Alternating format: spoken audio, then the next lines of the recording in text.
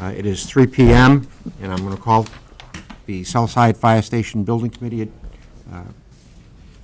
to order. Please note that this meeting is being televised, streamed, or recorded on Bourne TV. If anyone in the audience is recording or videotaping, please acknowledge it at this time. Yes, Owen Sullivan, Bourne Enterprise. Thank you, sir. The use of flash photography during the Southside Fire Station meetings is prohibited. If anyone from the public wishes to access the meeting, they can do so by calling the following conference line: 1-929-205-6099. The Zoom meeting ID is 891-0327-7696.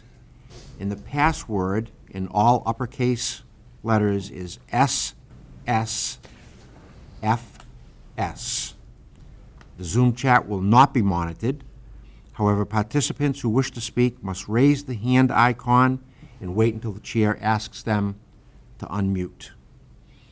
All items within this meeting agenda are subject to deliberations and votes. So the meeting has already been called to order. Attendance?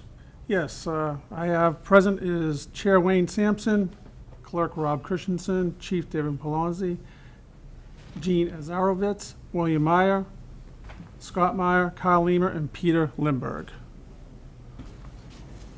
I don't know if we have anybody on Zoom. I think you're all here in person. Outside of Carol. Yeah. I think the full board's here. Except Carol Lynch. Okay. Oh, okay. Okay, perfect. Oh, yeah. Okay. Yeah, it's here. Okay.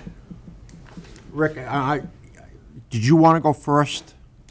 I always like to go first. Well, okay. So I'm going to change it. I'll change it on the agenda for the future time. Can I object to that? No? I'm filing a complaint. Go ahead. Good afternoon. Yes, sir. It's nice to see you again. Thank you. I'd like to turn things over to Mark now.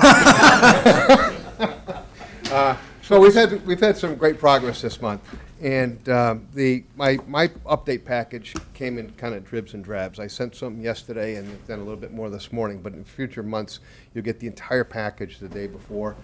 So I usually work off of a project status update. So we have a lot of things to talk about today. We've had some great progress with design. We have our schematic design estimate that we'll talk about. We have some updates on finances, schedule update, and kind of where we're going from an owner's perspective, owner's meetings perspective. So we'll fill all those things in as we go today. We'll try to be as quick as possible, but we'll Take your time. We are going to ask Secosio Associates to give us an update on their design. We have some things that we've been discussing over the last couple of weeks with some of the exterior features and all. So we'll go right into that, and then I'll jump back up and take the stage again. Thank you. Okay. You're so funny. All right, I'll turn it back to Rick now. Thank you, everyone. Good to be here again. Myself, we'll go through, as Marlene brings up the presentation, all the things I was going to open with. Rick took over, so we're good to go. Kelsey Ling, Kyle Robinson are with me here, and Michael Van Hamel is sitting in the office if we need to manipulate the three-dimensional model. So today, go to the next one, Marlene. Sort of the agenda was, we'll go over the site plan, some general plan updates, the facades, door and window selection, some exterior finishes, and then, as Rick said, estimates and schedule. So I actually just went back out to the site. The site hasn't changed at all during design, and some of it's not fully reflected even in the estimate, but just pointing out some areas of concern so that it's not a huge concern. We've always known this, but when you put it all on paper and go back out there. So I literally physically went out there again today, walked the site again. So if I'm a little dirty, sorry. I had all those things from the flowers on me. But as you probably do or do not know, we're going to have a good-sized retaining wall on this side of the site, and getting access to it, constructability issues, and exactly the grade change on this side. There is, I didn't want to go in the yard. We had spoken, and we're trying to do this without disturbing the neighbor, so I was going to ask Marlene or anybody if, at some point, if it's okay if I tell the neighbor and I can actually physically go back there, but I was able to sneak around the back and took some pictures. It's pretty steady, and then it takes a steep drop down. Right now, it's just vegetated, so it's not really secure. It's not stable. It's stable by trees holding it to place. So we'll be developing that along that corridor. It's something that we're just kind of start to work on now as we engage more and more of our civil engineers. The site, in essence, has not changed at all since our last meeting. Molly, you can go to the next one. This is sort of it in the vegetated state. Actually, the next one's even better. It starts to show some of the, so there is a decent amount of vegetation, established growth on this corridor side as well, which is actually one of the things I wanted to look at again today. Some of the trees just need to be cut back, but they still can maintain, they're actually not even on your property, they're on the adjacent property. There is a tree here, someone had asked about that, that obviously has to go. And then what I really wanted to look at today was sort of this corridor and how much, or this edge, and how much we can keep the slope to the toe, and how big a wall we actually have to build in practical sense. On paper, it's probably bigger than it needs to be, so we're looking at that in there. But this is the site, the access from Clay Pond, the public parking, and the firefighter parking in the back. So I'm going to turn it over to Kelsey and Kyle to go over the floor plan, unless there's any specific questions about the site. Still developing it. As we knew, it's always been tight, and it's gonna How be- high will that wall be in the back? Right now, the max height would be 10 feet out of the ground from about in this area here. That's what I was looking at today. I was just trying to see, like, how much does that drop down, and Is how it we just can- the side, or does it go around the back also? Just the side for the most part? Just yeah. the side? Yeah, Okay. yeah. So more to come on that, but we're looking at some options and how do we actually do that? Because there's a constructability, because we have to either lower the foundation, or we have to have the surcharge on the retaining wall of the building because of the grade differential. So just as we get more and more into the weeds, we learn more and more about everything. So it's just normal progress on a site. There's always something that comes up. But I just thought I'd bring it to your attention, just so you're fully informed. Mark, can I just ask a question about the graphic? Yes. Is that apparatus, and is it to scale? Bottom left. On there. the bottom left driveway, is that apparatus? Pardon What me? is that? It is an apparatus. I It's don't know if it's a scale or what apparatus it is. Okay. You'll see it in some of the renderings coming up, you'll see it. It's there more for Yeah. Okay. scaling the If you look at drawing. Okay, okay. It looks small here. It looks a little small, but it's probably an engine, it's probably a 35 or 32-foot engine. It's not a big, certainly not a ladder or anything like that, so. Michael probably can answer that question.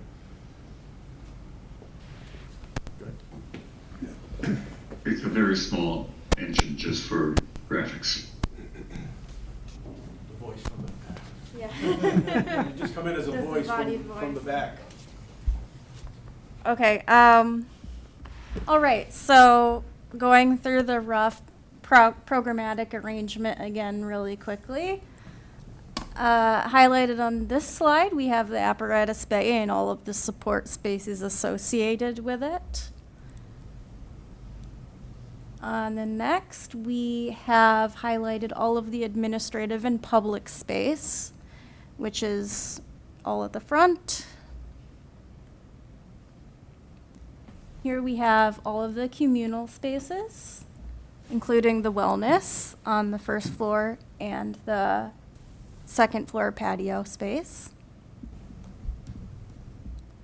And then we have a wing up on the second floor of bunks and other associated rooms with the bunks.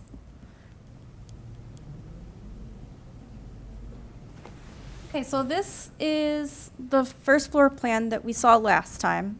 So this is just for comparison's sake. for what has changed. So you can just go to the next slide. Here is the updated first floor plan. So there was a little bit more changes in terms of exterior scope this time around, but there were a few changes worth noting within the plans. So the first one would be that we reworked the restroom plans a little bit so that the circulation is a little bit cleaner, and we wanted to make sure they had additional storage as well, and counter space. The bump outs changed a little bit. They are all now a standard, they all bump out the same amount now, so there's more standardization there. And it also allowed a few of our spaces to get some extra space, which was a positive change.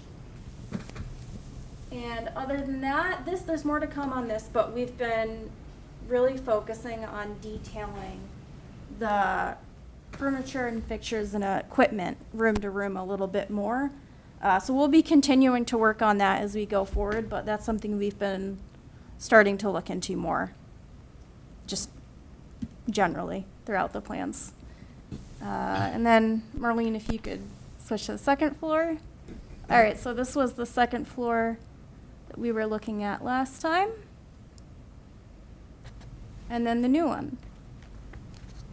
So the day room and kitchen, I think, is notable. That's one space that we were able to get a little bit more square footage by increasing the bump out just slightly. And then we have our updated gross square footage counts there. 16,450 gross square feet without the mezzanine.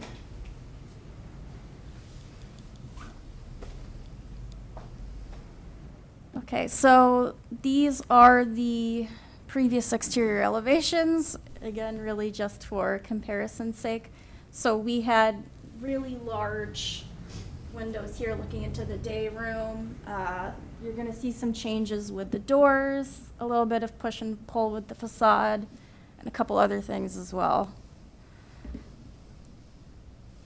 So this is just pointing out what has changed.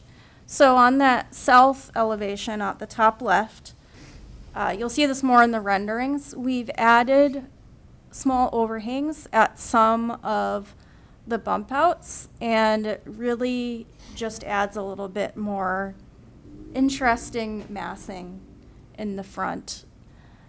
And as well, some of the bump outs pushed out slightly, as I mentioned earlier. The top right elevation, which is the north, we decreased the amount of glazing that looks into that day room. And also, we did modify the roof pitch, so it was 612, it's now 812. We feel that it kind of improved the proportions of these bump outs, and it also allowed us to better fit signage underneath. And also, we are within that max 40-foot height, so that's good. And besides that, we did look at window dimensions a little bit, so because we were actually starting to look at, okay, what kind of brands might we want to use, and let's make sure that these are actual dimensions. So we're looking at more of a square shape now. And then on the next slide, Yes, Karen. yeah, okay. I've just zoomed into a couple of areas where it's a little bit more to talk about here. So we started integrating signage. This is definitely still a work in progress, but we wanted to show something for today in terms of what we've been 0327. considering. Same thing with the lighting, definitely also still a work in process, but starting to integrate that. 7696. And we've significantly narrowed down which overhead garage doors we are looking at, which we'll get into more later. So one of them is shown here, but there is another as well. I think that's it for the elevations. Okay, I'm gonna have to go over here so I can read. All right, so the ones we were seeing in the exterior elevations is the one on the top, number 1, Raynor S24C. These are just kind of photos from other projects that we can look at as examples. So as you can see, that door, you can get it in both white and red. There's a single row of glazing, and it's the sectional. So here on the elevations, it's those two. And with the armor light, that is a little bit different appearance-wise. You can get the center styles and end styles, and there's a lot of more options to integrate glazing. So as you'll see later, we're considering with this one that it would be 2 rows of glazing potentially. And both have quite a few options for colors, so I won't get too much into it, but essentially they both have standard colors, and then outside of those, like if we wanted to do a red, for example, it'd likely be something custom if it's the Raynor. If it's this one, they do have a large color range to choose from, and yeah, I think that's really about it. This one has different options for the glazing as well, but they both have clear impact rated glazing available that you can actually see through. So over the last couple meetings, we've shown some different doors, had a lot of conversation on these overhead doors, whether they be high-speed coiling doors or sectional doors. So after all that, because of the glazing, we ended up at sectional doors, if everyone remembers. These are the 2 that meet hurricane impact requirements. So we had, I don't know, 5 or 6, looked at 5 or 6 different types of doors. Some of them didn't meet any of the hurricane impact. One of them said they met hurricane, but they didn't have any testing, which is the same as not meeting hurricane. So these 2 doors, as Kelsey said, the upper door, the Raynor, pretty standard sectional garage door. It meets hurricane with only 1 row of glass. You cannot Yeah, put cannot. more than 1 row of glass in it. So we'll get to in a minute a little slide that compares these doors. The lower one, the armor light door, can meet with all glass or fixed panels or translucent panels. They has pretty much any option you can use. There's a significant cost difference between these 2 doors, Yes. like double Yeah. or more. There's Yeah. a chart that lays all that out later in the presentation. So that's where we came down to 2 doors. We came down to 2 doors. Technically, when we get to the chart, there's a third that essentially matches the armor light, but you can only use polycarbonate. You can't use glass. We're recommending not to go in that direction. I mean, it's something we can discuss, but it can be a long-term maintenance thing because the clear polycarbonate will not remain clear. There's certain, you can only wash it with certain chemicals, Right. otherwise it'll cloud. It scratches relatively easily. Now, it's relatively easy to replace too, so it's not an option, but it also doesn't have any real insulation value in it. So it's essentially like having open panes in those areas. So it's an option, but it's not really the best option, so. And it's sort of a mid-range when it comes to price point Yeah, in between these 2. It falls in between these 2 doors, so. Marlene, if you can. Sure. So we'll go through some quick images. We're showing both doors in both red and white. And you'll see, and kind of ignore the background building changes colors in these. We'll get to that in a second. But we're just focusing on the doors. So this is the Raynor door in red. Same door in white.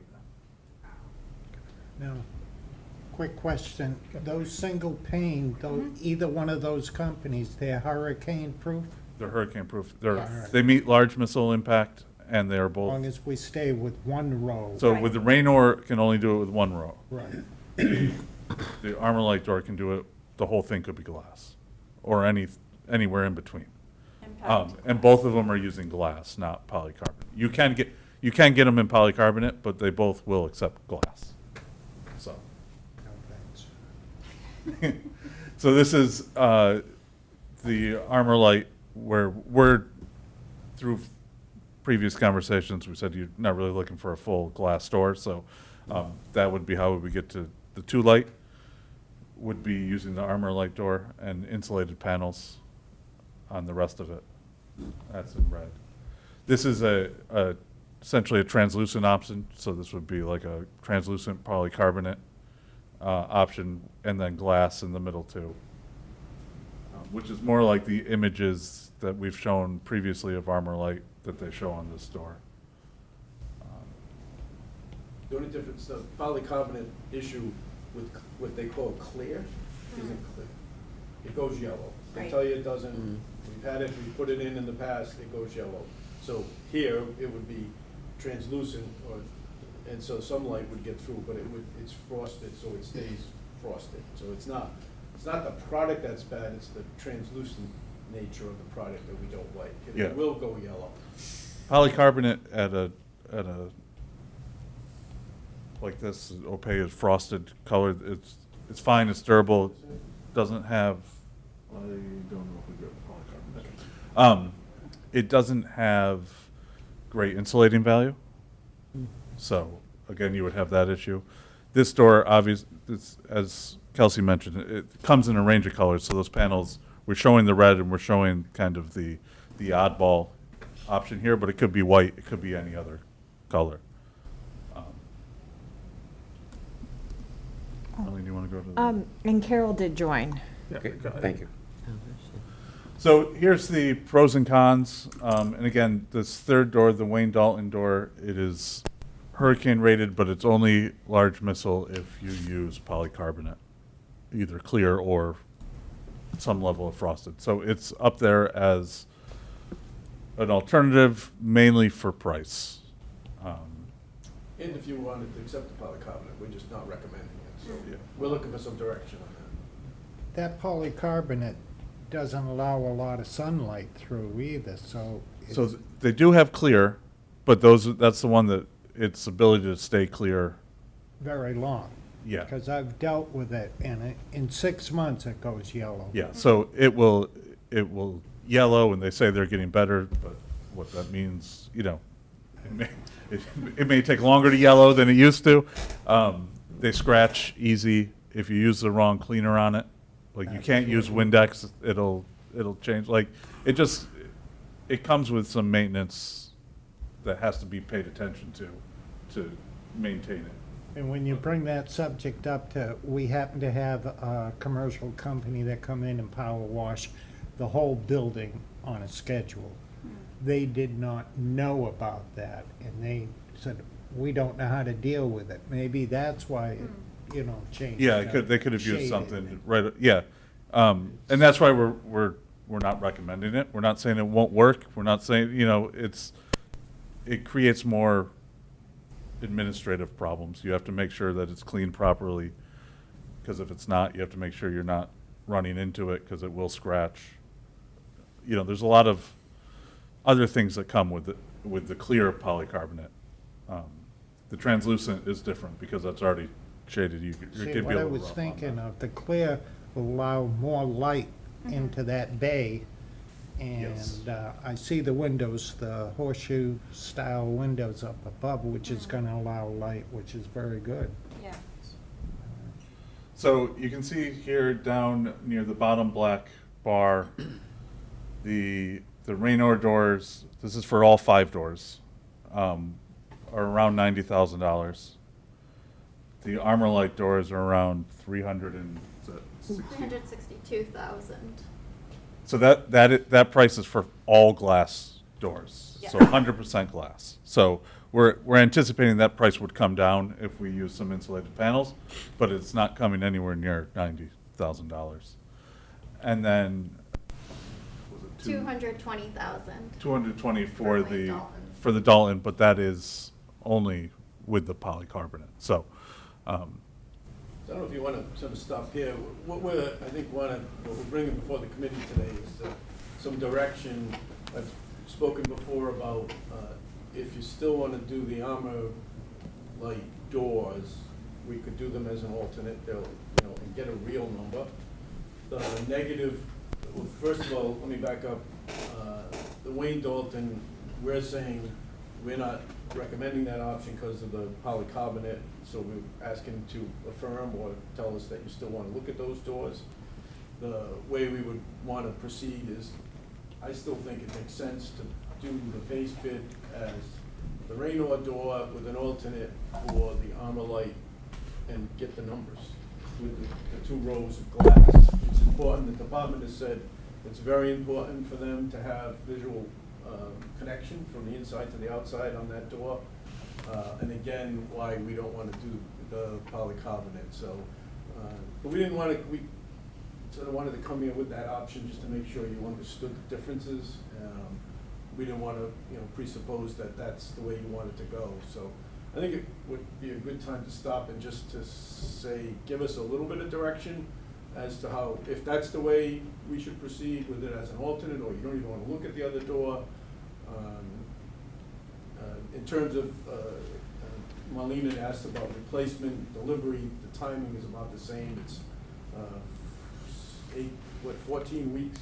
They're Yeah, all, they're between 12 and. all between 12 and 16, yeah. So Yeah, there's and- it's not a highly, the Raynor or the Armalite are not highly specialized in the sense where you gotta wait 6 months for the door Yeah, or something. So the Raynor door is a metal door, metal or fiberglass? They're both aluminum doors. Aluminum. Aluminum doors, they're insulated, it has 1 row, but it's glass. Has insulated, or insulated large missile tested glass. Okay, hurricane rated, yeah. Yep. Chief, I know you said you wanted some view out there. Yeah, we definitely need the glass over the frost, like they Right. said, for the safety side. Mhm. I mean, I'd prefer the 2 rows, but obviously that may be cost prohibitive. Can we get a second row with the Raynor door? No. it So- would no longer be wind rated or impact. That next is the hurricane. Yeah, Okay. it actually drops below the wind rating, I believe, outside of the impact with the 2 rows. I believe their wind rated, their hurricane rated door only has 1 row of window. And Armalite, we're kind of into a specialty, because I know we've shown renderings and not a lot of, like, real pictures of that door. That has more to do with the hurricane rated door. They have, if you go on their website, they have standard doors, they have plenty of fire stations. It's not really a specialty door, it's just a high-end door, and they can do that. They can do it with 2 rows, with the rest being insulated panel. As we said, this was all glass. Insulated panel is going to be much cheaper than a panel of, hurricane-rated glass. But, does that come down? I could see it coming down to maybe 300,000. It's still a much significantly more costly door in the long run, but. The R factor, the R value, it's hard to read from here. So the Raynor door is less, No, the overall, or is it the other than same? the R value with the Raynor would probably be higher than Yeah. the So- Armalite because of depending on how much glass we use. It's all about how much glass. Yeah, so So the thing with the armor light is because there's so many options, it's going to really vary wildly depending on exactly what we land on. And the warranty, you got that. So the warranty stands out here as the Armalite on 20 years, but when you look at their warranty, it's 20 years on their welded aluminum components, and then but they also say not at the top where it's actually interacting with the it's 20 years on very specific components, Gotcha. and then they have less warranty. They have less numbers, so it's not where I think the Raynor has just a 10-year warranty period on the door, where Armalite has 20 years on certain components and less on other components. So Okay, I okay. would say they're basically equal. I mean, when you get right down to it. Because, sure, you may have 20 years on specific welds, but, you know, the glass in the door only has a 5-year warranty or a 10-year warranty. So the whole door won't be warranted for 20 years, so. Okay. It's just how they look at it. And my guess is insulated for the R value wise, if you went with the Armorlite with 2 rows of glass, you're gonna be fairly close to the Raynor. Because Okay. it's, it'll be a little bit less because the glass won't do as well as the insulated panels, but, we're talking the difference between 1 row or 2 rows. It's not gonna be drastically different. Thank you. Councilman, committee members? Wayne, can I say something? Sure. So I do think the committee should discuss the alternate option, the bid alternate option. However, I do also think when you have that discussion, you should also consider, we're going to go out to bid for the construction, but if we have to replace over time 1 door at a time, does the fire chief want to be standing before the finance committee and asking for a 90,000 door every 4 years? Mm-hmm. Yeah, the Right. replacement is certainly Yeah, so a consideration. So if you divide those by 5, the Armorlite door is roughly $75,000, where, we're talking 18,000 for Raynor, something like that. Are those installed costs Yes. Okay. prevailing wage? I'm not sure on that one. Okay. Yeah, I don't Okay, know. we'll We'd have to get- we'd have to double check. I would have to double check. Yeah. Definitely installed. They Okay. know they knew this was this project, so it should have been. It's a good question. I don't know the answer. I just, But they would go up. I mean, I get it, we're not at that level, but like when we are talking about replacement costs, like, we have to do a prevailing wage, we have to do all of those things. Yeah, yeah. So ultimately the pro and con, there's an aesthetic pro and con. The functionality, you're gonna get the same amount of vision on both doors. Mm. You're getting 1 less row of glass. We felt the second row was important. It's been important to you all for a long time, so we wanted to make sure we gave you an option. Thank you. We just wanted to make sure we gave you all the options to do that, but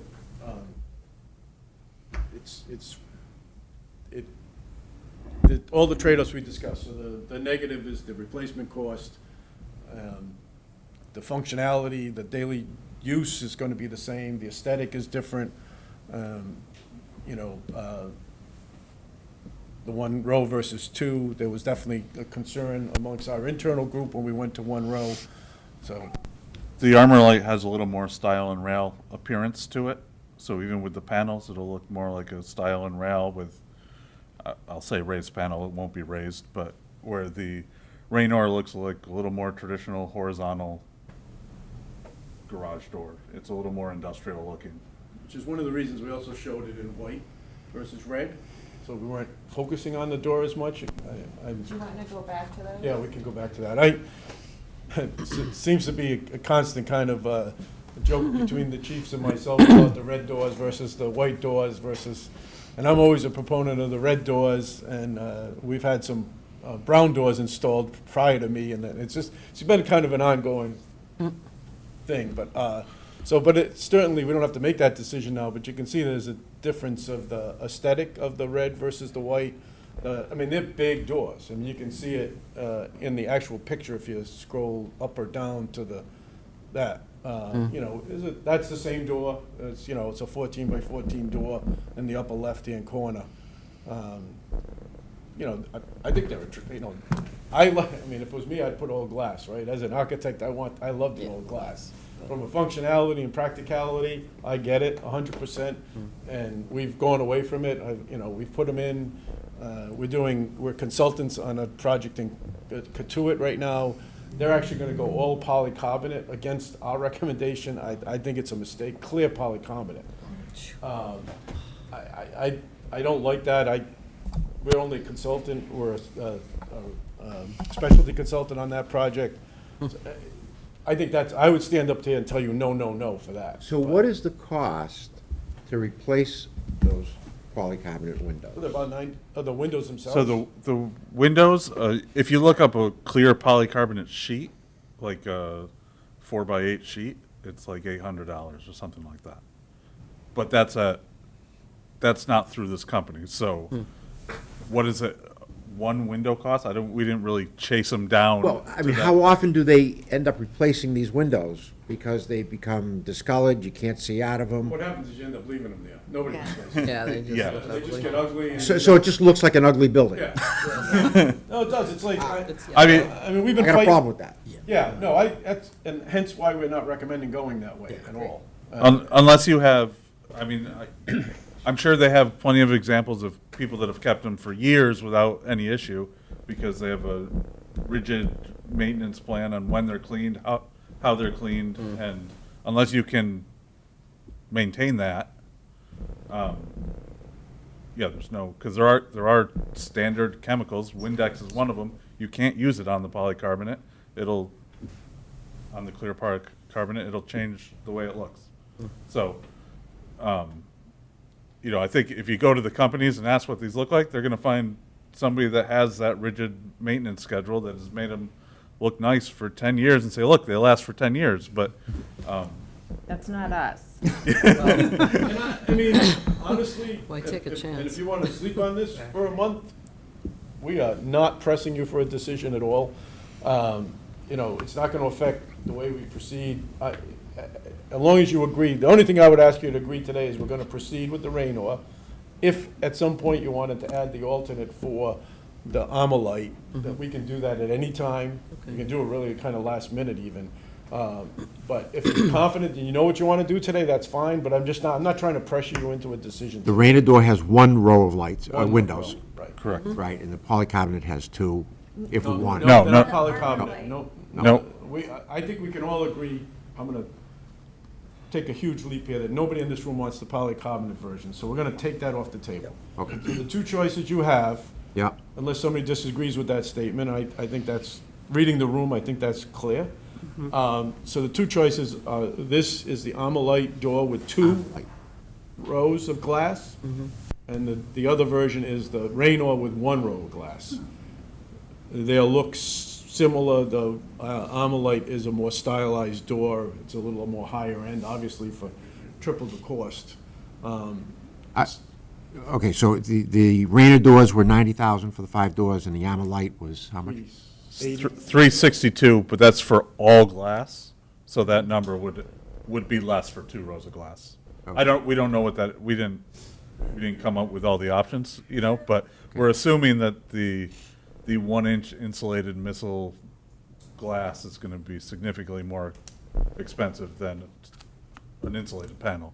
So that would come down to something, but it's still going to be 3 times as much. I mean, Right.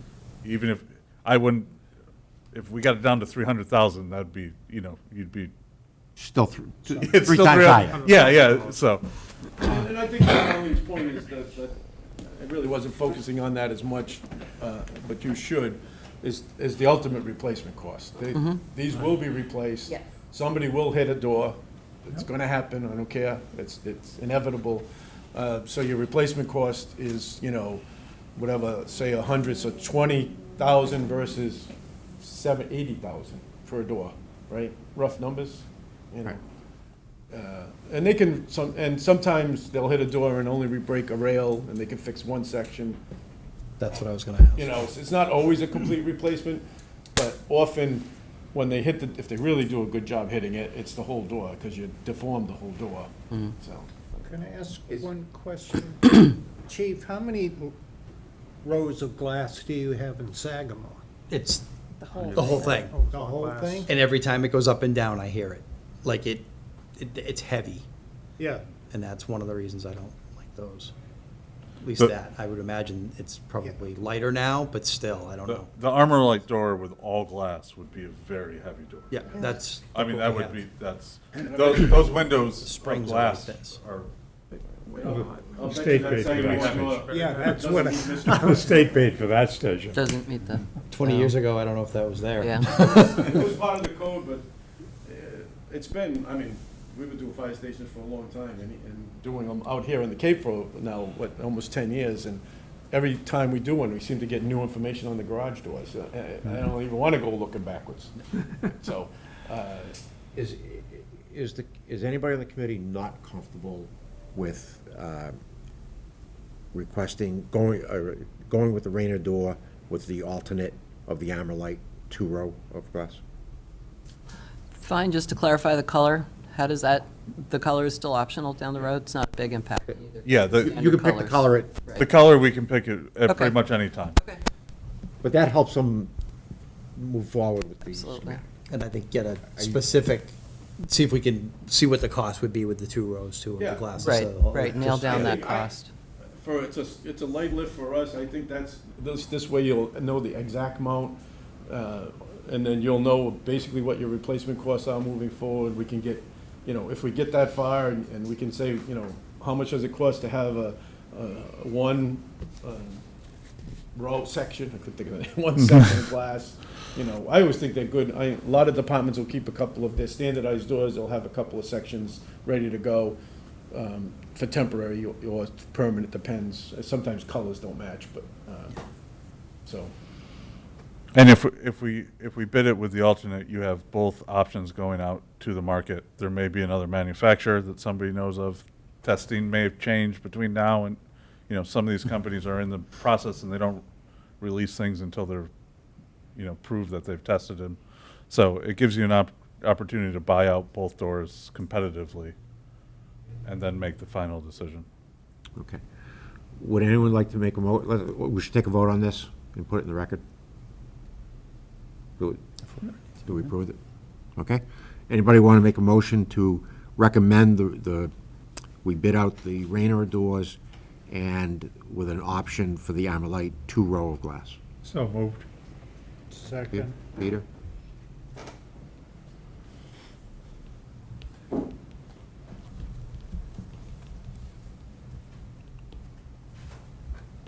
Okay, motion by Peter Lindbergh, second by Dusty Meyer. And we have to take a roll call vote. Okay? Chief? Yes. Gene? Yes. Rob? Yes. I'm a yes. Deputy? Yes. Dusty? Yes. Yes. Peter? Yes. And Carol? We can't hear you, Carol. It's that cat. She's muted still. Looks like you're still muted, Carol. Let's just try to talk.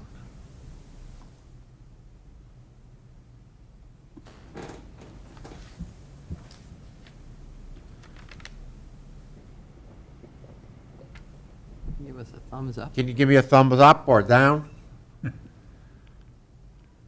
Oh, maybe she has a question. That's what it sounds like, Yeah. that's what it Yeah. looks like. Technology. I know. Love it when it works.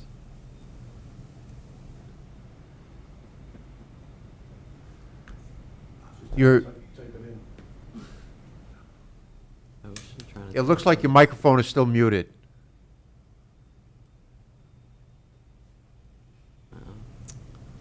What is it, shift bar? I have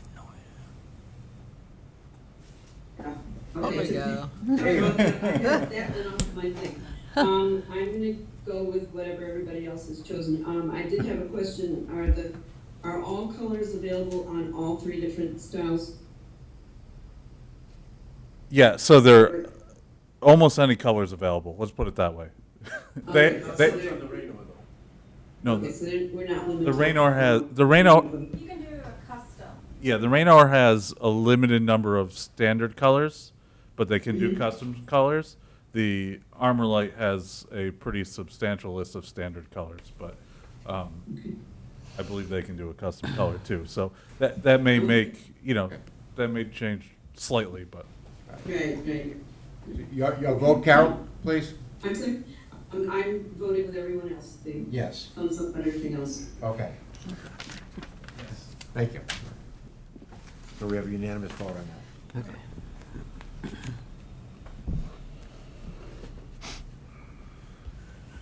So this is just a little more information on the windows. We're looking at Anderson A-Series Stormwatch windows, so. What kind of windows are those? I'll let you decide on the casement versus, so this is just showing, we're just getting a little more information.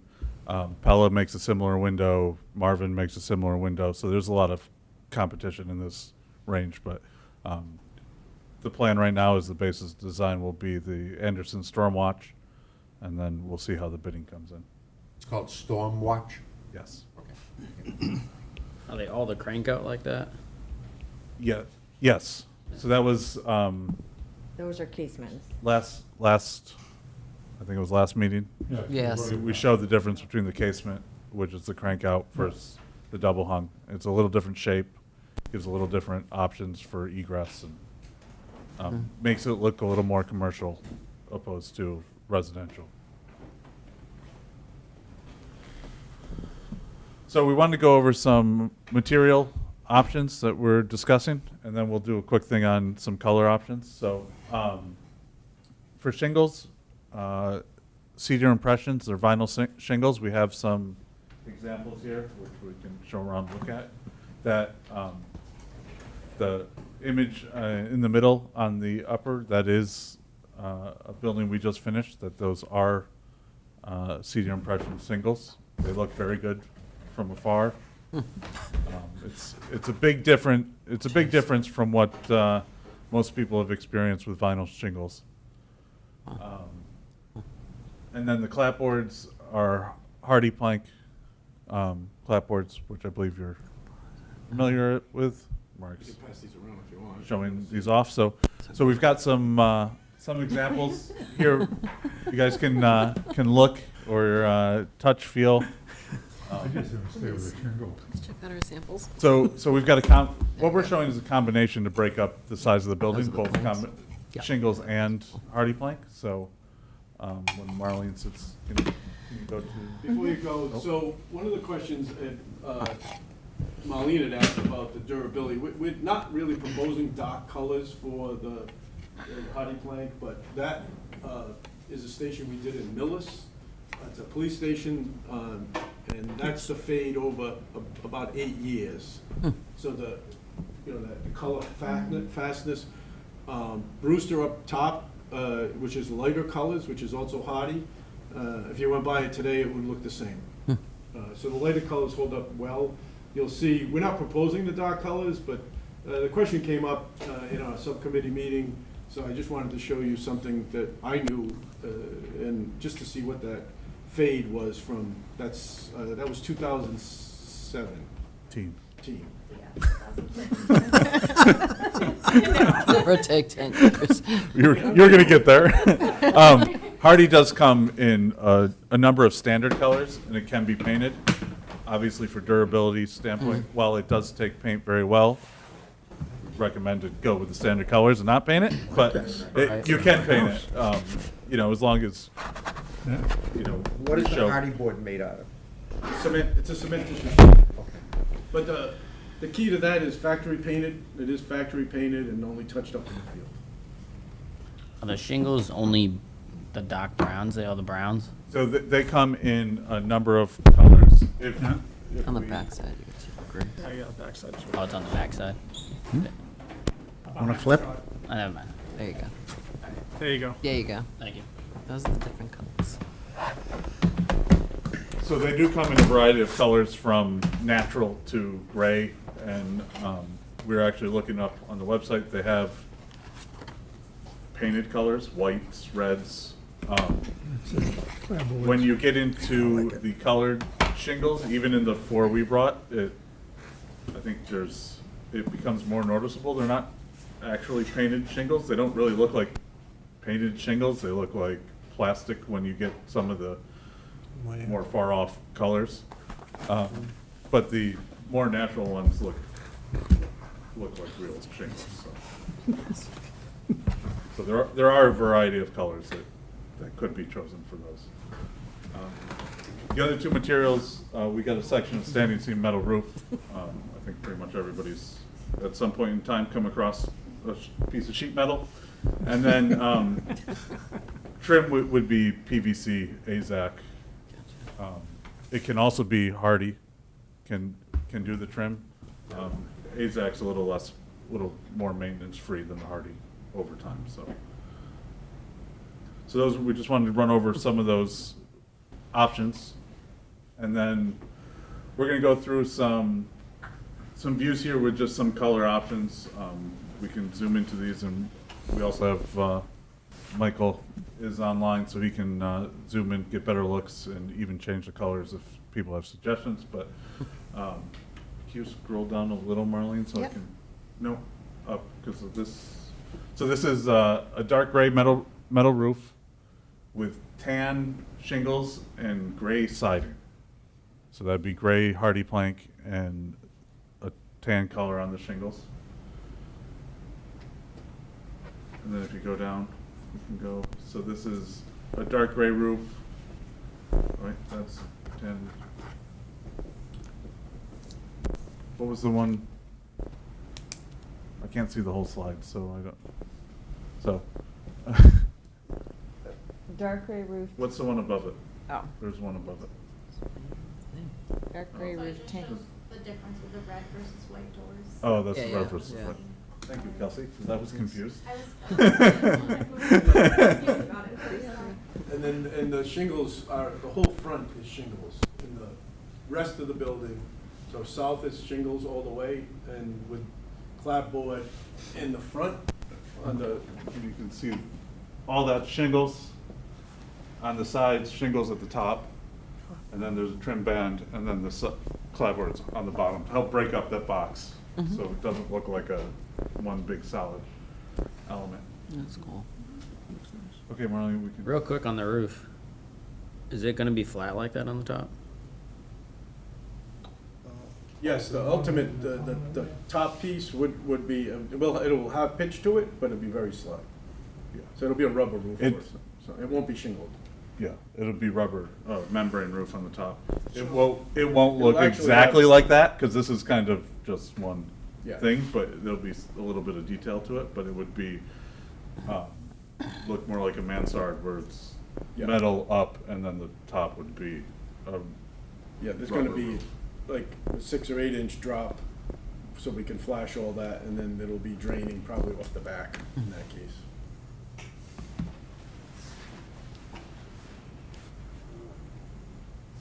Don't like flat roofs. So this is a light gray roof with tan siding, kind of a similar color on both the shingles and the siding. So, from the front of the building, it doesn't look like a flat roof at all. No, No, you would, the only way you would see that is if you were up in the air. All right, so you're saying the back of the building has a flat portion? No, just the top, the middle Top. portion of the building. Very top. At the very top, okay. Yeah, so it's sloped up on all 4 sides. And then it's like, the top was cut off before it. So the elevation for the middle of the roof is lower than these sides. Yes, it would be, So it would be a couple inches lower. Well, like, we're not talking, like, the metal would come up, and then there'd be a cap on it, and there would be a little recess, you know, a couple inches of Is there a recess. reason it went flat? It would be not the just snow to load. Point? you can't go to a peak roof? The peak would go over the height limit. Yeah, it was On the gonna be height 12 and limit? 40, yeah. So this, it would get huge, too, it's a big building, it would Yeah. get huge. it would probably double the height of what we're showing here as a slope to meet that peak. Obviously, there's less of it as you go up, but it would be significantly higher. And for the snow load, there's no buildup load, but it would, the truss, I mean, it's a truss roof, so the trusses would be designed to take that low roof.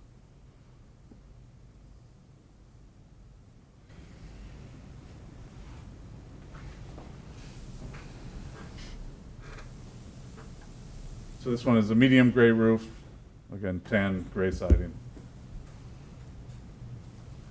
So there's, Probably, like, I think on the color selections, I think one thing would be helpful, again, doesn't change anything we're doing. We don't have to pick colors today. We probably can circulate this presentation, let people take a look at it. We can focus on, we sort of know where we're at a little bit more now with some direction that we got today. And then we can do a presentation as we get further on various color options. I think we want to stay light. As long as we like the material selections, we can look at potentially a slight pitched roof up top, which I think is what you're suggesting. And because we're still under the 40, there's a couple of ways of doing that middle section roof that still has a significant pitch to it. So we'll get you some more details. We just really have to sort of sketch set in that sense when we get. I understand you're giving a presentation of different styles and that, but our thing in this town, we've had some bad experience with flat roofs. Yeah, as you know, it wouldn't be completely flat, never, ever. We would never do a fully flat roof, so. The trick to any kind of flat roof is, the best thing you can do for it is never go on it. In this case, you're never gonna have to go on it. Have to. But there's no material, there's no equipment up there, there'd be Yeah, nothing up you there. haven't got an air handler up there or anything No. of that. No, So- there would be so nothing, there's no plan to put anything on that roof. Yeah, it'll last, a good solid TPO roof would last forever up there on that roof. But with some pitch, we would never do a dead flat roof. But I think, as long as we're all on the same page with the material selections, the breakup of them, we can keep going, and then we could do, I think it'd be better to digest it than sort of like having conversation about it's red, it's green, it's orange. I don't think we need that today. So, just trying to give you the evolution of the project and moving it along. So, Wayne, Yes. this presentation will be on the website tomorrow morning, so people great. can go back and refer to it. Yeah, when you're looking closer, I know from this distance, these all kind of look the same. When you're looking up, close up, you can see the difference. You can tell the difference between the lighter roof and the darker roof and how it plays off those colors. So it is Yeah, up close, personally seeing it, it is, there are differences where, up on the screen, it looks kind of like we're showing, and then muted. four that are all the same color. Right, But and it's they're- sort of muted. So when we talk colors, we can manipulate it, and literally just, you can show each color, give you a more consistent, coherent color picture, and a little more realistic. This screen, I don't like the way it's looking exactly, so we may give you some actual renderings, so physical renderings. So it's helpful that the slide presentation will be on the website tomorrow.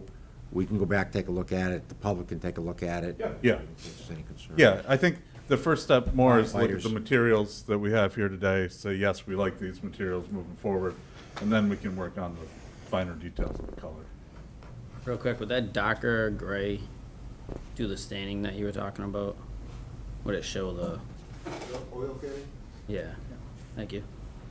Probably not. And so the standing seam roofs, they design them in sections so to limit that. So I would say for them, I can't guarantee anything because it's all about, direct sunlight and them heating up, which causes that. But the lighter the color, the less likely it is to do that because it's going to retain less heat. You don't see it either. Yeah, and it doesn't show up if it does do it. The section we had around here, which I think was black. Yes, it's not.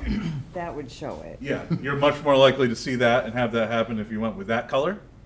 But again, they're doing it in, the width of those aren't because that's what they can make. It's because that's what they think won't cause that, so they do try to get around it, but the manufacturers won't tell you it won't happen either. They do things to reduce the possibility of it happening. So, and lighter colors will reduce that possibility. I actually had the same question, basically, and then just mental note, seagulls. Yeah. They'll be on the roof. Can you put Yes, the, yes. can you put the deterrent? It's okay. We are also building at ISWIM, and we have a full seagull, anti-seagull system That's not silly string, okay. that we can also look at here. Great. It sticks up like wire, doesn't it? Yeah. Yeah, yeah. Seagull has Yeah. no brain. But it's great for an osprey nest. Okay. So, Marlene, if you want to flip to the next slide, quick little, oh, keep going. There we go. Budget. So as Rick mentioned, we did get a budget estimate. So our estimator, C2E, went through the project. They do a lot of fire stations with us. We recently got a bids in for a fire station in Lakeville, so they had some current numbers to compare these to and kind of check themselves on. So they came up with 10,774,880. That's not the one they have here. So that's, as of right now at the schematic level, that's their estimate. Is that, That's not what we have here. Rick, is that the number that's on, what you handed us today? No, No, this that's is not on the number the we have. email. It says 10,380,000 right here. No, so, the budget estimate at this point is an estimate. What we carried in our overall development budget was a higher number. But we're not gonna be ratcheting down our budget report to the estimate numbers at this point. You know, we're gonna do another estimate at design development. We think that this estimate really reflects what we're seeing in the industry right now. We've been seeing, things have been going up, up, up, up for 5-6 years now, and we're seeing a little bit of an adjustment, and the contractors are getting aggressive. The estimators are adjusting what they carry for things. So this is substantially below what we carried in our development budget, which is a good thing. And our goal is, we'll do another check, and so we're on budget, let's put it that way. So we'll do another check at design development, and we're expecting to see, you know, maybe the numbers will fluctuate a little up or down. We're not doing anything wrong. It's just that the design is developing or evolving over time, and the estimator has more to look at. So it's a good thing where we have right now with this budget right now. And we'd love to see the bids come in at this number, and then we're, then we're doing a really good job for the town. But right now, we'll take this for what it's worth as a good, solid schematic design estimate. And as we go forward, we'll get more detail in the drawings, and we'll do another estimate in about 2.5 months from now. And this, they took into account, we are seeing significantly lower bids out there right now, but it's like a 1-month period of where we're seeing bids, so we don't know if that's a trend, if it just happens to be a timing thing. So, as Rick said, it's a good sign, but it's not, okay, let's hold this number now and forget what we said in the past. We want to make sure that this trend lasts through your bidding process. But right now, we've seen numbers drop. There's a lot of competition out there. Numbers have fallen from even 6 months ago. We'll take competition. Wayne? Absolutely. I want to make a note about kind of the terms that we're using, because I don't want the committee to be confused, and I don't want the public to be confused. So we are looking at two very different things. We have a proposed budget. Right? And the proposed budget was developed internally, and that's what we went to town meeting for the $18.8 million. And, you know, there were all these things that went into that proposed budget, including a square foot cost estimate, and I think did we use $750? $850. We used $850. We used $850 a square foot for our proposed budget. That's what we did as a group. What you're looking at on the screen here is a third-party independent cost estimate. This is not a budget. This is not a budget. Cost This is a estimate. cost estimate by an external third party. And we were budgeting at $850 a square foot, and now we have the estimator coming in with an estimate at this point in time at $644 a square foot. So, you know, these are two very different documents. We use them for different purposes, And I don't want us to get confused and call them the same thing. Does that make sense? Yes. Okay, thanks. And we're making a specific note in the minutes about the proposed budget versus the third-party cost estimate Yeah, based on current trends. yeah. Yeah, one's a snapshot in time, this one, and one is us planning for a project. Long-term. Long-term, the market could change tomorrow, we'll still be ready for it. All right. Is this Great. the, It's good news. Yeah. It's very good news. We're on budget, See it, yeah. and we're on schedule. Right. So, a couple of updates for you. On a monthly basis, we'll be providing you a financial update. It'll be a reconciliation, it'll be an invoice tracking log, and some other documents. We met last week with the finance director and the town accountant and walked through our reporting format that we use on all of our projects. They were very pleased with what we're going to be providing, and we're roughing those things out now. What we're trying to do is, because as you know, before your committee, there was a considerable amount of work done in the previous study. We're doing a reconciliation of that now so that we can have an accounting for everything. Great. My goal is for next month to have that back to Marlene, the finance director and town accountant, for final vetting, and then we'll submit it to you on a monthly basis. That'll track where we were, where we are, and where we're going.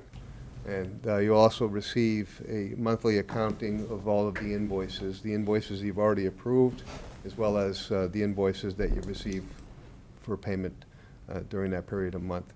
So there's 3 different documents that we'll be generating to accomplish that. It works. We're doing it with a number of other communities, and everybody's very happy with it. And we had a great meeting, so I really appreciate the feedback that they provided to us. If I could just ask a question here, a little bit off track, but it came up at the Finance Committee meeting last night. Going forward, when the project starts, is the town going to hire a project manager that's actually there every day watching construction? Yes. Okay. That's called we call it a site manager, Okay. clerk of the works. Yep, clerk of the works. That's part of our contract. That's part of your contract? Mm-hmm. Okay. So they're going to be there every day, basically? Yes. When they find something that is not consistent with the drawings, the plans, or whatever, do they, I'm assuming that they try to correct it right there, speaking to, no. They go through you? Yes. And the project architect, most importantly. Okay. Okay. So we're going to have a record every time that clerk of the works finds a problem. It's going to be verified between you two. You're going to correct it. And I'm trying to avoid a problem like we have at the police station. I'll explain the process for you. Great. The site representative has no authority to make decisions or provide direction, because that's a recipe for disaster. The site project manager is there as the eyes and ears for the project architect, most importantly, because it's their license on the line. Our project eyes and ears for us and eyes and ears for you. If and when they notice something that is not following the plans and specifications, their first responsibility is to contact me and Mark simultaneously, Mark and I simultaneously, and we will deal with it. And if there is direction to be made to the contractor, it does not come through the clerk of the works. It comes through the project architect. I don't even direct the contractor. Everything goes through Mark or the project architect. Okay. It's a very clean and concise process. The biggest step to that is that your on-site manager has to have their eyes and ears open, every minute of the day. Will we have a written record of the issues that he has brought forward to you and that you've dealt with? We can do that. That's not a problem. Well, something for us to talk, at least talk about? Yeah, I think Rick's only hesitation is that there's minor little things Yeah. and there's major things. Right. Right. So someone forgot a screw, we're not gonna document that, right? Right. You know, he's supposed to put 3 screws in the 3 nails in the shingle and he's only doing 2. It'll be documented, field notes, done. But then if they forgot something, the job meeting minutes cover 90% of that. All the stuff that we issue is called an ASI, Architectural Supplemental Instruction. We issue those if it's something critical.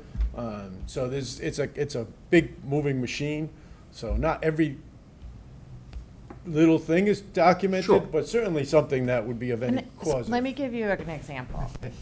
You notice that the contractor has forgotten to install half of the insulated panels on the roof.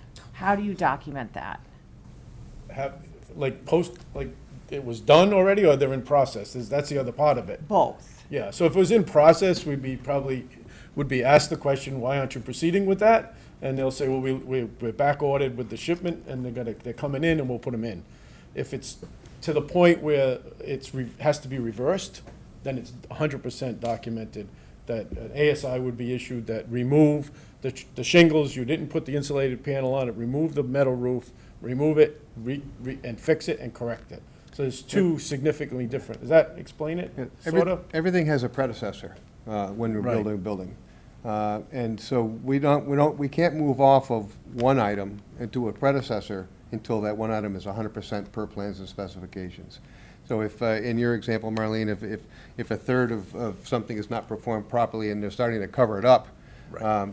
they don't even start covering it up. But if they do, they're put on notice right away. The clerk will be responsible for saying, I don't agree with what you're doing, you're proceeding at your own risk, and then it's a phone call and an email right away. Yeah. There's only a couple of people that can physically stop the construction. Our representative I'm also on the site, myself or a representative once a week, every other week, depending on the time of construction. So we have either weekly or bi-monthly meetings, depending again on what's going on in the construction. So we're their regular site. I have a site construction administration person as well. We do field reports, all that stuff is all part of the record. So you get good coverage. Well, we're just trying to avoid even the appearance of a problem later. Yeah, no. We understand. We understand. do a lot, Yeah. 90% of our work is public or institutional, so similar, and so we know the importance of that. Okay, thank you.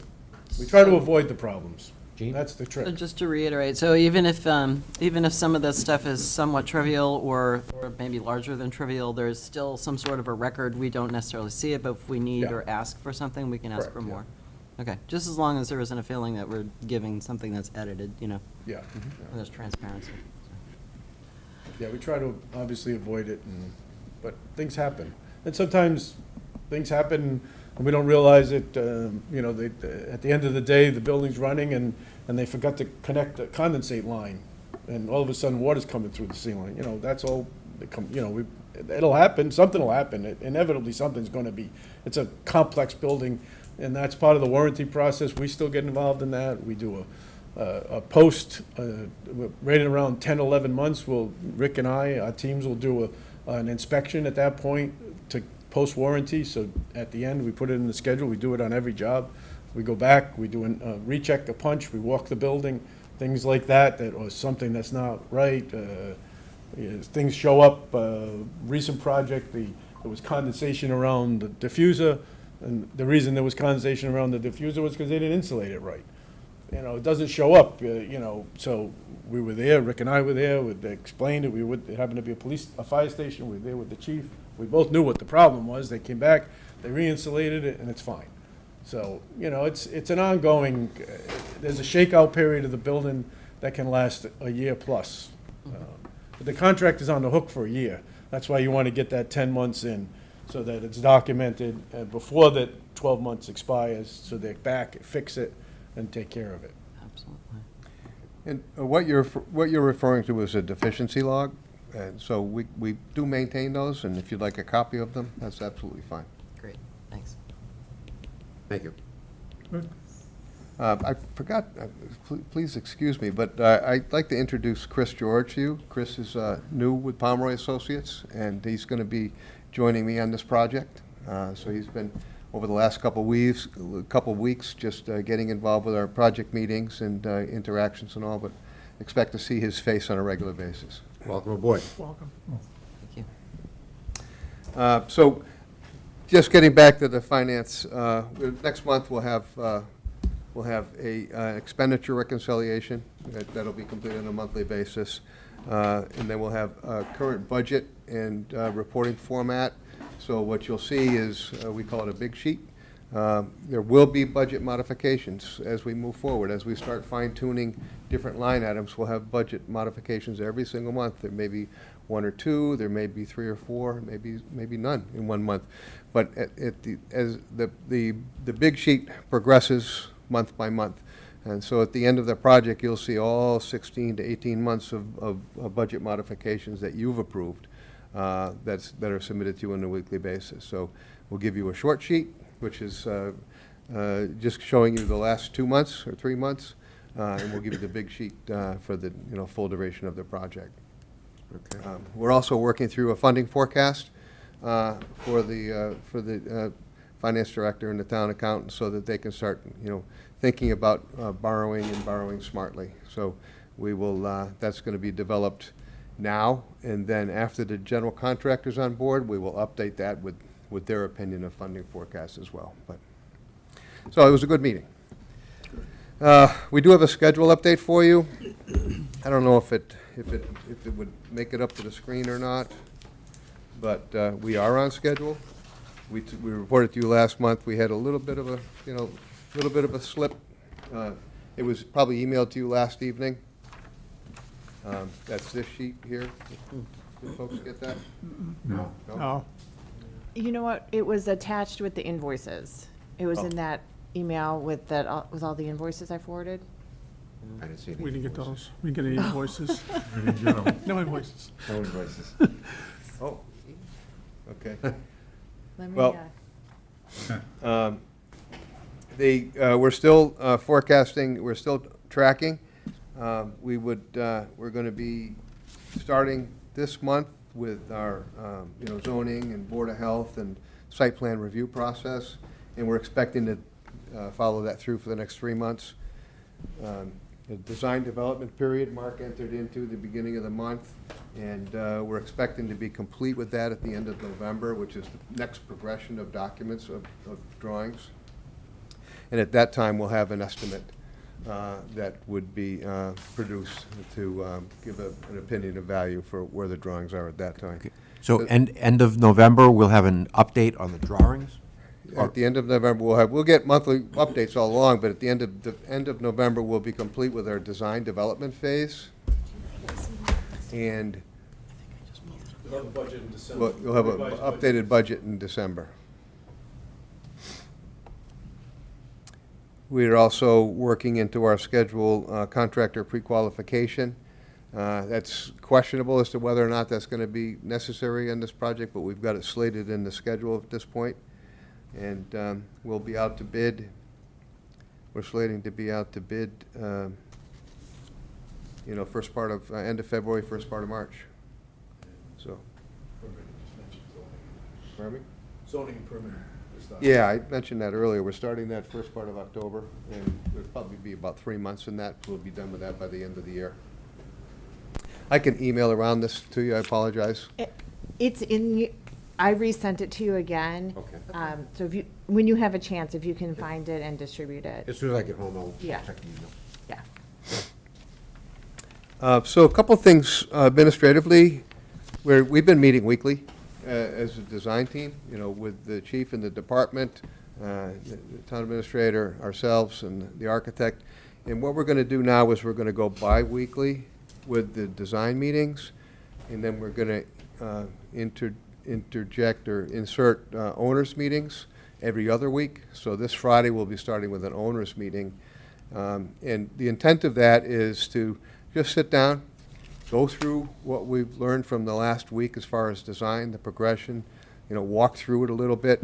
Sometimes when you're in these design meetings, there's a lot of information that's flowing, and can be a little overwhelming. So we're going to take a little breath, because right now they're in production mode. You know, a lot of the design solutions have come to, so now they just need to start cranking the drawings.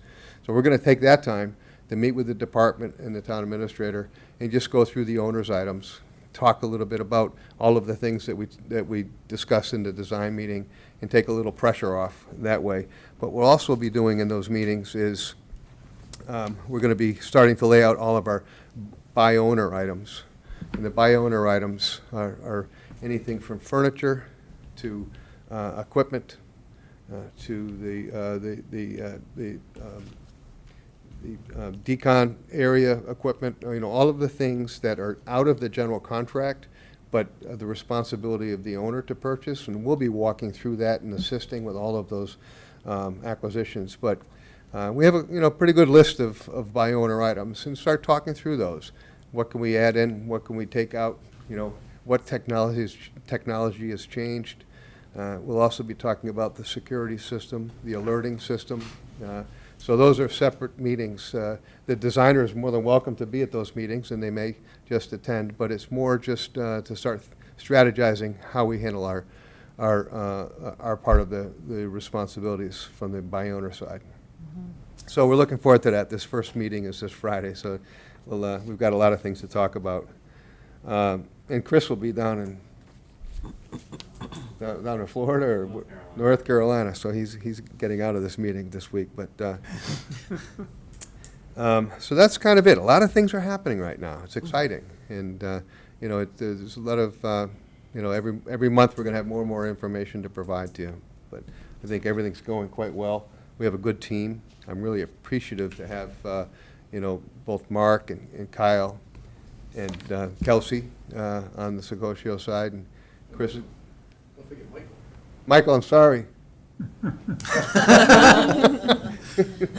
Our radio announcer.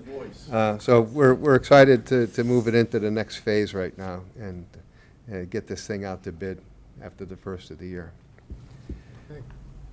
We do have some invoices, and I apologize that you didn't get them. I don't know if you want to review them or not, or. I do have them, and I have reviewed them. And you can distribute them to the group when you get home. Right. But if you want to take a look at them now, you can. And I can give them my copies if you like.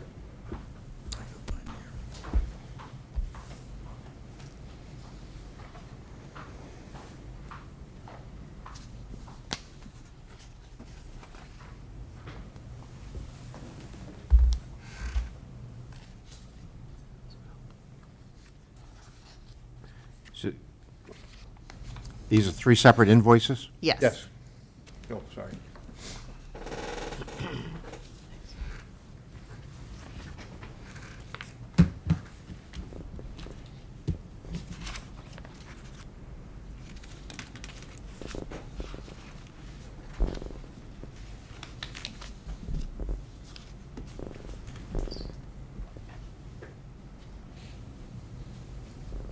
All right, so for the committee, we have two invoices. The first one is number 22085-16, dated 8/4/2025, in the amount of $115,362. And that's for Secotio. This is for Secotio and Associates. It involves the schematic design, construction documents, negotiations, civil engineering. Mr. Chairman? Yes. If I may. This invoice is for schematic design, which Secotio completed at the end of last month. And it's bringing them to 75% complete for schematic design. Okay, so this is 75% of it? Yeah. And you've reviewed these also? Yes. Oh, yeah. Mr. This Portman? came in, if you remember, this came in just after our last meeting, so Right. this is from August. Okay. What's the number on that one? Huh? What's the number on that one? 22085-16. Okay? Yep. And Marlene, what account will that be coming from, do you know? So this would be coming from the January 6th, 2025 special town meeting warrant article.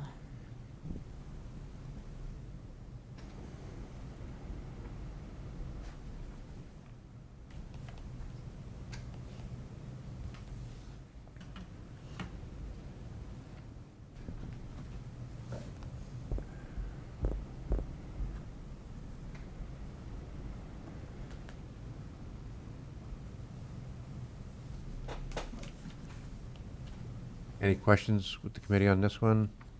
No. It's been reviewed by Mr. Pomeroy and the town administrator. Move we pay Okay. said invoice. So we have a motion to pay invoice 22085-16. Second? Second. Second by the chief. Carol, do you have any questions before we start the vote? No, not presently. Okay, I want to avoid what happened last time, that there was a discussion while we were taking the vote, so that's, all right. Any comments from the committee? All right, roll call vote? You want to call the roll call? Yeah, I can, sure. Well, when you're on your page for your votes? Yeah. Okay, Chair Wayne Sampson. Yes.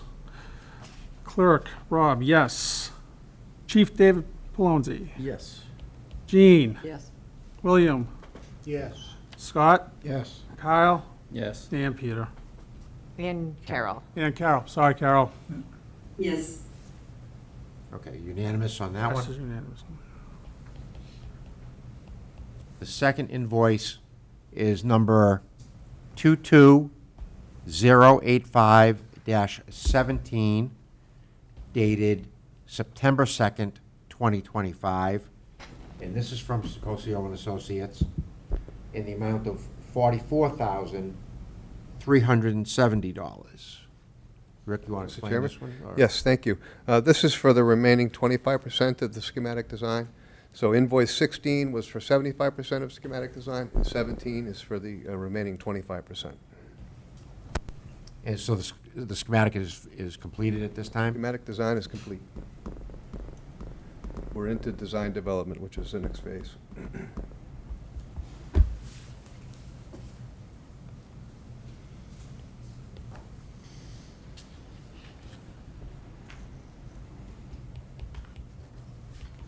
Okay. And this money is also coming from the January 6th, 2025 warrant article? It is, That's where this money is being paid from. yes. Thank you. Any comments from the committee? Carol, any question? No. Okay. Can I make a motion? Do I have a motion? So moved. Motion by Rob, Second. second by Peter. Lindbergh? Yep. Okay. Roll call vote? Wayne. Yes. Rob, yes. Chief. Yes. Jean. Yes. William. Yes. Scott. Yes. Kyle. Yes.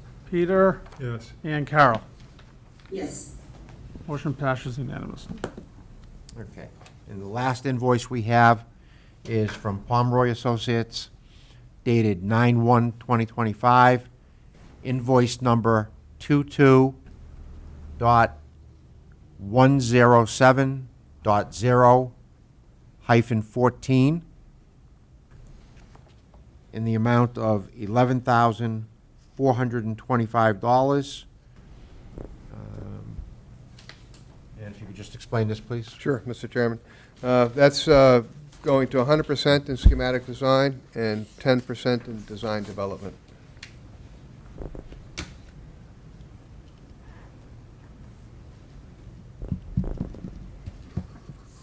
And there's a big difference between our invoices. Okay, I'm sorry, this is, what, 20? This is to complete the schematic design line item, bring Okay. the schematic design to 100%, and 10% in design development phase.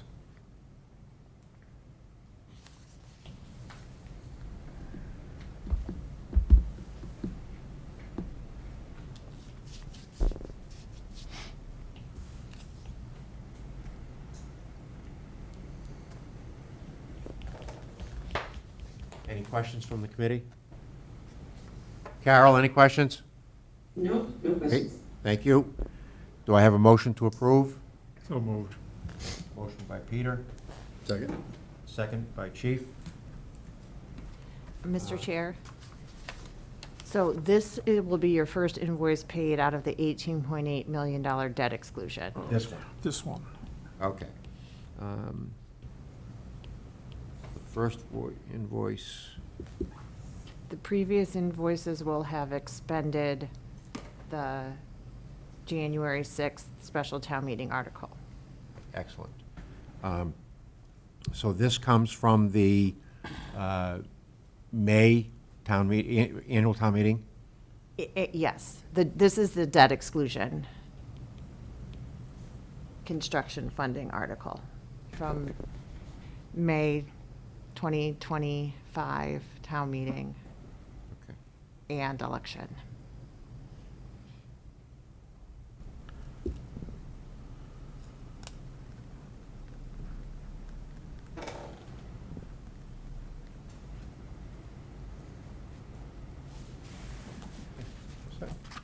Take a roll call vote. Okay, we have a motion and a second.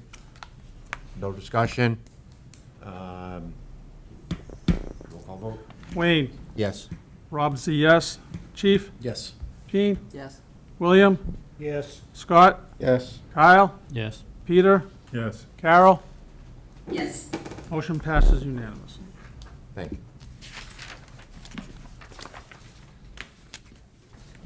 Okay. Any committee member comments? Town administrator's report. Huh? Town administrator's I'm report. sorry. That's okay. We can go on to committee members. Okay, no update from your meetings? No, everything's been covered. Okay, Chief, anything you have to offer? Just done a great job of covering everything internally. I've started meeting with department members, bringing them up to speed on the project. Kyle, Joe Carrera, the assistant chief, and myself have met to kind of go over the equipment and furniture review, to start looking at that. And we've put together a team internally of 6 individuals to kind of help work on the gym. Some of the people that actually do the physical fitness that are really passionate about it. So they're gonna start looking at what we have now in our current gym and looking at what we can kind of put into that. And then Assistant Chief Carrera is actually in South Carolina right now at a fire station design conference, so. Oh, awesome. Good. Good, thank you. Yep. Any committee member comments? Okay, the approval of the meeting minutes from August 26th, So moved. moved by Peter. Second, Second. Jean. Any discussion? Roll call vote? Okay, here we go again. Wayne, Yes. Rob's a yes. Chief, Yes. Gene, Yes. William, Yes. Scott, Yes. Kyle, Yes. Peter, and Yes. Carol. Yes. Motion Excellent, passed. unanimous. Okay, our next meeting is on October 28th. I don't know if you want to start talking now or not. I mean, we have November 25th on there. Do you want to change it the week of Thanksgiving?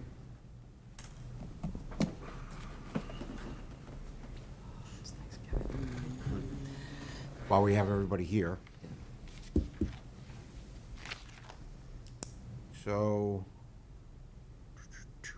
that would be 2 days before Thanksgiving. Do you want to make it the week before? It doesn't matter to us, Mr. Chairman. Doesn't affect me. Or You want to leave it where it is? No. I am okay with it. where it Okay, is. let's leave it where it is. Fine. that was easy. Okay. Motion to adjourn? So moved. Second. We have a motion by Gene, a second by Peter.